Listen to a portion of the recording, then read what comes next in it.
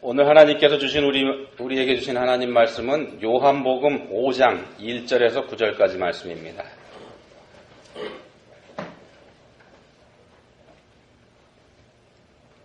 한 목소리로 읽겠습니다. 그 후에 유대인의 명절이 되어 예수께서 예루살렘에 올라가시니라. 예루살렘에 있는 양문 곁에 히브리 말로 베데스다라 하는 못이 있는데 거기 행각 5이 있고 그 안에 많은 병자, 맹인, 다리 저는 사람, 혈기 많은 사람들이 누워 물의 움직임을 기다리니 이는 천사가 가끔 못에 내려와 물을 움직이게 하는데 움직인 후에 먼저 들어가는 자는 어떤 병에 걸렸든지 낫게 되밀어라. 거기 38해 된 병자가 있더라.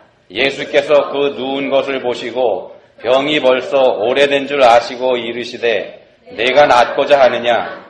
병자가 대답하되 주여 물이 움직일 때에 나를 못에 넣어주는 사람이 없어 내가 가는 동안에 다른 사람이 먼저 내려가나이다. 예수께서 이르시되 일어나 내 자리를 들고 걸어가라 하시니 그 사람이 곧 나와서 자리를 들고 걸어가니라. 아멘. 조니 에릭슨 타다라고 하는 사람입니다. 수영을 아주 잘했었답니다. 근데 이 존이라는 이 사람이 17살 되던 해인 1967년 7월에 채서핑만 해서 물속으로 다이빙을 했다가 치명적인 부상을 입게 됩니다. 물이 깊은 줄 알고 다이빙을 했는데 그만 머리가 바닥에 부딪혀서 목이 부러지고 맙니다. 그래 목 아래쪽으로 사용하지 못하는 그런 큰 사고를 당했습니다. 이분의 글 중에 있는 이분이 쓴 글 중에서 몇 군데 읽어드려 보겠습니다. 어느 날 의사 쇠릴은 모든 것을 솔직히 털어놓았다. 조니, 유감스럽게도 너는 다시 걸을 수 없다. 너의 팔도 움직이는데 제한을 받을 거다. 나는 혼자 음식을 먹을 수도 없게 됐다. 잠을 자고 숨을 쉬는 건 가능했지만 그 외의 모든 것은 다른 사람의 신세를 져야만 했다. 나는 뜨겁고 짭짤한 눈물이 얼굴을 타고 흘러내려와 마룻바닥에 떨어지는 걸 보았다. 눈물 때문에 코가 막혀왔을 때엔 간호사를 불러야만 했다. 우는 것조차 다른 사람의 도움이 없이는 하지 못하는 비참한 신세가 되고 말았다. 학교 친구 2명이 처음으로 나를 방문했다. 그들이 나에 대해 가지고 있었던 마지막 이미지는 활기가 넘치는 수영선수의 이미지였을 거다. 그렇지만 나의 모습을 보자 놀라서 입을 벌렸다. 한 친구는 밖으로 뛰어나가 구토를 했고 또 한 친구는 흐느껴 울었다. 이 존이라는 17살이라고 그랬죠. 존이라는 이 여학생은 이때 그 친구들에게 자신이 죽을 수 있도록 도와달라고 간청하기도 했답니다. 면도칼이 됐든지 약이 됐든지. 이런 존이가 변화된 거 하나님 말씀 때문에 변화됐는데요. 하루는 병문안을 왔던 사람이 요한복음 10장 10절 말씀을 이용해서 위로를 해주더랍니다. 요한복음 10장 10절 말씀에 이런 게 있습니다. 내가 온 것은 양으로 생명을 얻게 하고 더 풍성히 얻게 하려는 것이라. 예수님께서 하신 말씀이죠. 근데 이 말씀이 그 당시 조니에게 들어올 리가 없었습니다. 풍성한 삶은커녕 자신을 이 지경으로 만든 하나님을 원망했습니다. 이 말씀이 이 존이라는 여학생의 마음속에 들어올 때까지 3년이라는 시간이 걸렸다 그럽니다. 그 존이라는 이 여자분이 한 말을 몇 가지만 더 읽어드리겠습니다. 나는 장애나 결함이 있는 사람이 제일 먼저 배워야 하는 것은 자신의 상태를 그대로 받아들이는 것이라고 생각한다. 거울을 보면서 자신의 흉한 육체를 한탄하고 있는 건 백해무익한 짓이다. 희망만으로는 거울 속에 비친 나의 얼굴을 바꿔놓지 못한다. 나는 사지가 마비된 사람으로서의 나를 그대로 받아들여야만 했고 세상과 손잡을 수 있는 다른 길을 찾아야만 했다. 나는 환상과 유혹과도 계속 싸워야 했다. 환상의 유혹과도 계속 싸워야만 했다. 환상의 유혹이란 눈을 감고 만약에 내가 다시 건강하게 된다면 어떤 일이 일어날까 이런 걸 상상하는 거다. 약혼을 하고 스포츠카를 운전하고 하이킹을 가고 근데 나는 그런 상상들과 싸워야 했다. 그런 상상들은 쓸데없는 짓이었기 때문이다. 이 존이라는 여자분이 그 이후에 40여 권의 책을 씁니다. 그리고 자신의 이야기를 다룬 영화에도 출연을 합니다. 조니와 친구들 국제장애인 센터라는 걸 설립을 해서 자신과 같은 처지에 있는 장애인들을 돕는 일에 나섭니다. 손을 쓰지 못하니까 입으로 그림을 그리는데 입으로 그림을 그리면서 항상 밝은 모습으로 살고 있습니다. 이분의 사진 보여드릴까요? 한번 보십시오. 얼굴에 어두운 그림자 전혀 없지 않습니까? 이분이 조니 에릭슨의 희망노트라는 책을 썼는데 이 책을 포함해서 몇 권의 책들이 우리말로도 번역이 되어 있습니다. 예루살렘 양문 곁에 베데스다 연못가에 있는 38년 된 병자를 예수님께서 고쳐주셨습니다. 이 베데스다 연못을 한번 생각해 보시기 바랍니다. 이곳에 많은 병자들이 모여 있습니다. 병을 고치려는 목적으로 모였죠. 가끔씩 연못에 물이 움직일 때가 있는데 그럴 때 연못에 제일 먼저 뛰어드는 사람은 어떤 병이 됐든지 낫는다고 해서 모인 사람들입니다. 조건은 단 하나입니다. 물이 움직일 때 제일 먼저 물에 들어가는 겁니다. 쉽죠? 아주 쉬운 일이기는 하지만 이거 정말 어려운 일이기도 합니다. 왜냐하면 경쟁이 치열하기 때문이죠. 양보라는 거 여기에 있을 수 없습니다. 단 한 사람만이 고침을 받는데 그 단 한 사람이 되기 위해서 이 사람들이 여기 온 거지 않겠습니까? 어쩌다 물이 움직여서 연못을 향하여 사람들이 달려갈 때에는 병자니까 달려가지 못하겠죠. 앞선 사람을 밟고 간다고 해도 뭐라고 할 사람은 없습니다. 다른 사람을 밟고 넘어가도 명분이 있다는 겁니다. 이런 곳에는 하나님의 말씀이 들어갈 틈도 없습니다. 기회를 놓치지 않기 위해서 연못만을 주시하고 있어야지 되기 때문에 누가 옆에서 무슨 말을 해도 귓전으로도 들리지 않습니다.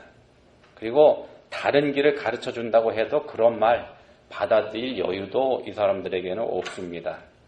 오직 길은 연못 안에 있을 뿐입니다. 연못이 움직이면 거기 들어가야 되니까는요. 그런 곳이 바로 이 베데스다 연못이라는 말씀입니다. 이런 곳에 평안이라는 게 있을 수가 없습니다. 그냥 치열함만이 있을 뿐입니다. 물이 정말로 움직일 때는 살벌한 장면이 보이기도 할 겁니다. 서로 밀고 당기고 밟고 붙들고 소리 지르고 그리고 나서는 서로가 서로를 원망할 겁니다. 저 사람 때문에 내가 못 들어갔다고 말입니다. 세상에 소망을 두고 사는 삶이라는 게 이런 것이기 때문에 말씀을 드립니다. 이런 곳에 사랑이 있을 수도 없습니다. 사랑이 있을 수 없습니다. 혹시 자기 가족 중에 병든 사람을 돕기 위해서 이곳에 와 있는 성한 사람이 있다 그러면은 이 사람은 가족을 사랑했기 때문에 왔지 않습니까? 가족을 사랑한다는 명분으로 앞에서 물을 향해서 길을 쓰고 기어가고 있는 다른 병자, 이 사람 밟고 넘어가도 됩니다.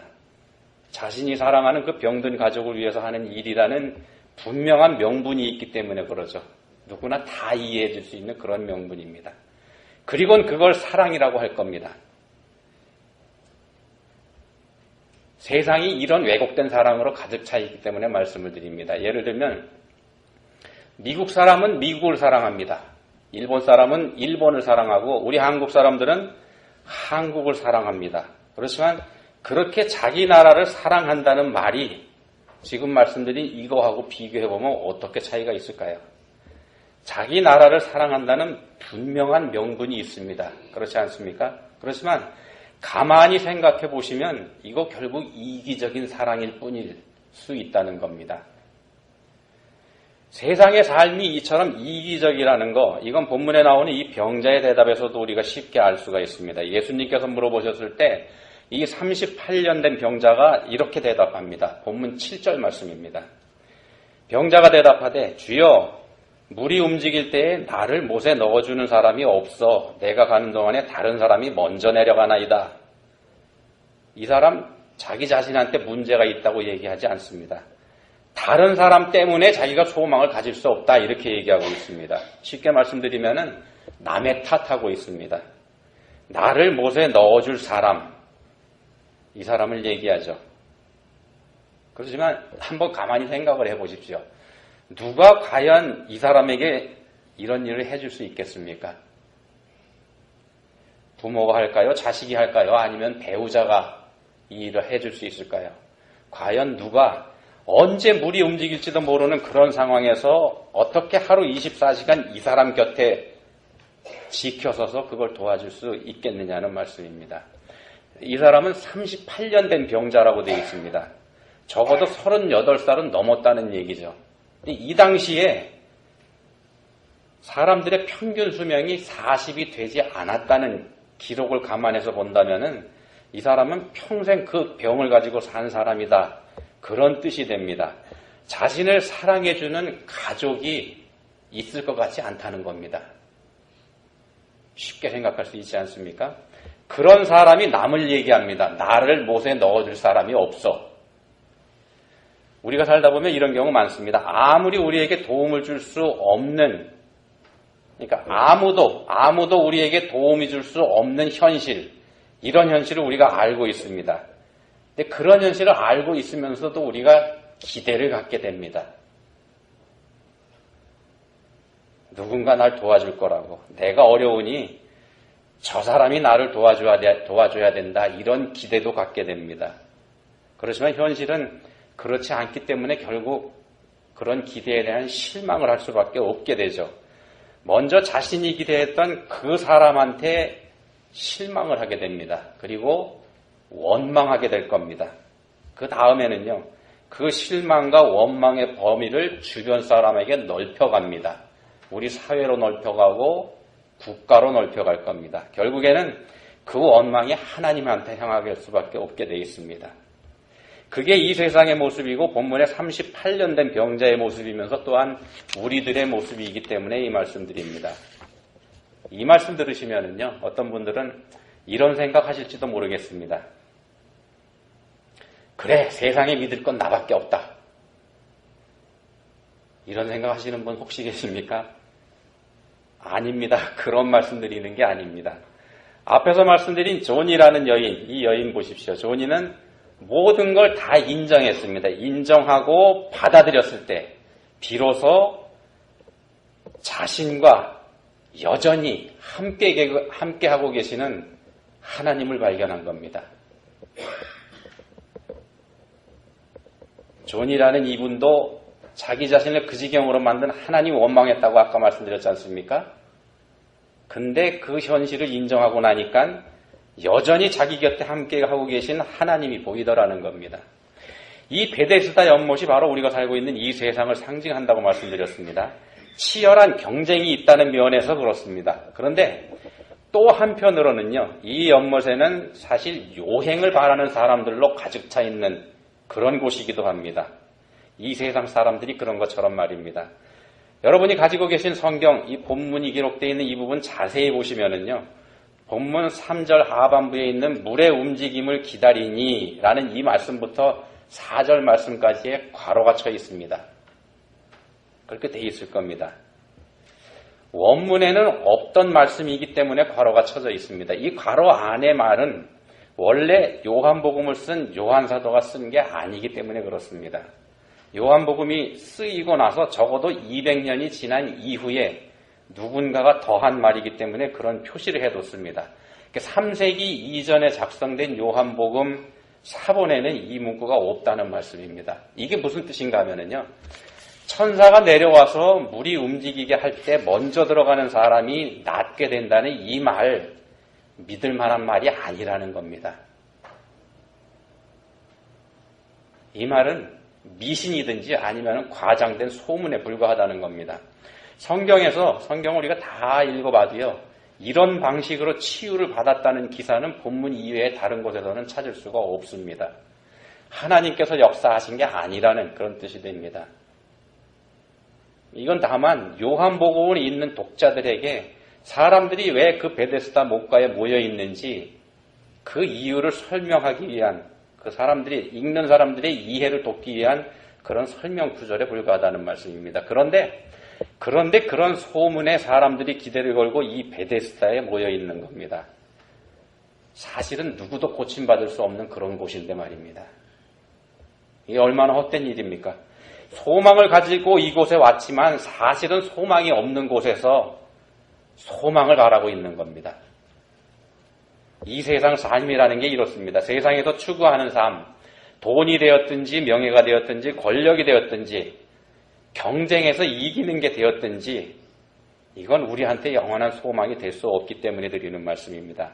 예수님께서 다시 오시고 이 세상에 다시 오시고 새하늘과 새 땅이 우리 앞에 새롭게 펼쳐질 때 그때가 되면 이 모든 것들은 그저 흔적도 없이 사라져버릴 것이기 때문에 그렇습니다. 아니요. 그 이전에 우리가 이 세상 삶을 마감하는 그 순간에 우리가 평생 골몰하면서 잠도 자지 못하면서 쌓아온 그 모든 명예와 권력과 부는 아무 의미 없는 것이 돼버리고 맙니다. 그런데도 사람들은 그런 것에 모든 소망을 걸고 있습니다. 결코 영원할 수 없는 것인데 말입니다. 그런 곳이 이 베데스다 연못입니다. 그런데 그곳에 예수님께서 오셨습니다. 그리고 한 사람에게 다가가서 물으십니다. 내가 낫고자 하느냐? 예수님 질문 가만히 생각해 보시면 이거 어이없는 질문입니다. 무르나 마나한 그런 질문이기도 하죠. 이곳에 모인 사람들은 하나같이 병을 고치기 위해서 온 사람들인데 그런 사람에게 물어보십니다. 내가 낫고자 하느냐? 앞에서 소개해드린 이 조니 에릭슨 타다라고 하는 이 여인이요. 그 큰 사고를 당한 게 1967년도라고 말씀드렸습니다. 지금부터 거의 50년, 49년 전이죠. 근데 2010년 6월에, 6년 전입니다. 2010년 6월에 유방암 진단을 받았습니다. 목 아랫부분을 사용하지 못하는 사람입니다. 2010년에 유방암 진단을 받았습니다. 자, 어떤 생각을 했을까요? 목 아랫부분을 전혀 사용하지 못하는 중증 장애인이 암이라고 하는 중병을 하나 더 얹게 돼서 이제 새로운 통증과 싸움을 새롭게 시작하게 됐으니 말입니다. 근데 이때 이 존이라고 하는 여인은 아버지의 영광을 위해 이 고난을 사용하리라 이렇게 마음을 먹습니다. 그러면서 그가 자신의 팔로워들에게 이런 말을 남깁니다. 뭐라고 했는가 하면요. 저는 그동안 신체 장애인이었지만 암이라는 무서운 병은 몰랐습니다. 그래서 그동안 저는 암에 걸린 사람들에게는 말과 마음으로만 위로를 전해드렸습니다. 그렇지만 이제는 여러분과 같은 자리에서 함께 길을 걸으면서 함께 아픔을 겪으면서 하나님을 의지하는 동반자가 되겠습니다. 이 존이라는 이 여인이 변화된 거, 이거 하나님 말씀 때문이다 이렇게 말씀드렸죠. 성경에 기록되어 있는 말씀이 그저 아무에게나 아무렇게나 하는 말씀이 아니라 바로 자기 자신에게 주시는 말씀이라는 걸 인정할 때 그때부터 이 존이라는 여인의 삶이 변한 겁니다. 예수님께서 물어보십니다. 내가 낫고자 원하느냐? 내가 낫고자 하느냐? 당연히 예, 주님 제가 낫기를 원합니다 라고 모든 사람이 대답할 것 같지만은요, 그렇지 않습니다. 믿기 어려운 말씀일지 모르지만 낫기를 바라지 않는 사람이 더 많습니다.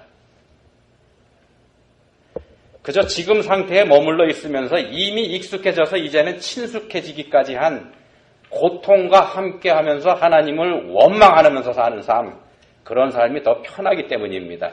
그게 더 익숙하기 때문에 말로는 낫기를 바라지만 마음으로는 낫기를 거부하는 사람들, 그런 사람들이 의외로 많다는 겁니다. 본문에 등장하는 이 38년 된 병자 한번 보십시오. 내가 낫고자 하느냐? 이런 주님의 질문에 엉뚱한 말을 합니다. 자신을 도와주지 않는 사람들을 말합니다. 원망이 섞인 말이죠. 그 말이 낫고 싶다는 뜻을 애들로 표현한 거다 이렇게 볼 수 있기도 하겠습니다만 사실은 자신의 현실을 인정하지 못하고 있는 겁니다. 물론 존이라는 여인처럼 자신의 그런 상황을 인정한다는 것, 그거 결코 쉬운 일 아닙니다. 결코 쉬운 일 아니기 때문에 그걸 인정한 이 존이라고 하는 여인을 우리가 위대하게 볼 수가 있는 겁니다. 그렇기 때문에 주님께서도 본문에 등장하는 예수님께서도 그걸 알고 계시기 때문에 그 38년 된 병자에게 또 한 번의 자비를 베풀어 주십니다. 일어나 내 자리를 들고 걸어가라. 만약에 말입니다. 만약에 이 38년 된 병자가 예수님의 이 두 번째 말씀에도 여전히 딴청만 피웠더라면 어떻게 됐을까요? 일어나라고 하셨는데 그 말씀 무시하고 일어나지 않고 버텼더라면 어떻게 될까? 이 말씀입니다. 말도 안 되는 소리 들리실지 모르지만 우리한테 그런 모습이 있기에 드리는 말씀입니다. 한번 생각해 보십시오. 이 베데스다 연못가에는 수많은 병자들이 있었습니다. 그리고 본문에서 한 사람이 고침을 받았습니다. 수많은 병자들 중에 한 사람입니다. 우리는 생각합니다. 예수님이 그 사람한테만 찾아가서 말씀하셨기 때문이지. 이렇게 말입니다. 과연 그럴까요? 과연 그럴까요? 사랑과 자비가 풍성하신 우리 예수님께서 그 많은 사람들 중에 딱 그 사람만 잠깐 들리셨을까요? 딴 사람들은 거들떠 보지도 않으셨을까? 예수님의 말씀은, 하나님 말씀은요, 누구에게나 다 주어지고 있습니다. 이 자리에 있는 우리 한 사람 한 사람에게 오늘 주님께서 말씀하십니다. 내가 낫고자 하느냐? 일어나 내 자리를 들고 걸어가라. 하나님께서 성경으로 또 설교로 또 다른 사람을 통해서 우리에게 말씀하실 때 그 말씀은 뒷전으로 하고 여전히 연못을 바라보면서 물이 움직이기만을 기다리고 있는 거, 이게 우리들일 수 있다는 말씀입니다. 그거 내게 하는 말씀 아니라고 말입니다. 이 옳지 않습니다. 연못을 아무리 노려봐도 거기에 소망 없습니다. 예수님 바라보시기 바랍니다. 바로 나한테 하는 말씀이라고 인정해 보시기 바랍니다. 그러면 그때부터 여러분 삶이 달라집니다. 우리의 소망은 오직 예수님께만 있습니다. 하나님 아버지, 저희에게 늘 말씀을 주시는 것을 알게 해주셨습니다. 그렇지만 저희들은 그 말씀이 저에게 주는 말씀이 아니라고 무시해버리고 있다는 것도 알게 해주셨습니다. 이제는 저희에게 자비를 베풀어 주시기 원합니다. 주께서 말씀하실 때에 그것이 저에게 하시는 말씀임을 인정하고 그 말씀에 순종하는 저희 모두가 될 수 있기를 원합니다. 저희를 도와주십시오. 예수님 이름으로 기도합니다. 아멘.